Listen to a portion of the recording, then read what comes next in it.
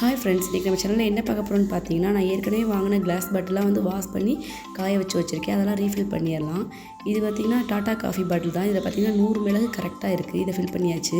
அடுத்து இந்த பெருங்காயம், சுக்கு, ஏலக்காய் தூள் இதெல்லாம் வச்சுருக்கேன். இது வந்து எதுக்காகனா, கோல்டு டைமாக இருக்கும் போது வந்து நீங்கள் டீயில் இது ஒரு ஸ்பூன் போட்டு கொதிக்க வச்சு குடிச்சிங்கன்னா கோல்டுக்கு நல்லாயிருக்கும் ரொம்பவே. அதுக்காக தான் பெருங்காயம், கசகசா எல்லாத்தையும் போட்டுட்டு ஒரு பாட்டில் வந்து எக்ஸ்ட்ரா இருக்குது. இதை வந்து நம்ம தேவைப்படும் போது ரீஃபில் பண்ணிக்கலாம் இதில்.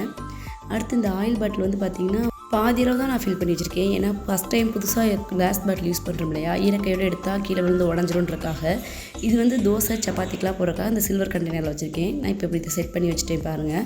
அடுத்து உப்பு கொட்டி வச்சிடலாம். உப்பு எப்போவுமே குறைவிடாமல் ஃபுல்லாக வச்சுக்கோங்க. நான் கழுவுறதுக்காக வேறு பாட்டிலில் மாற்றி வச்சுருந்தேன்.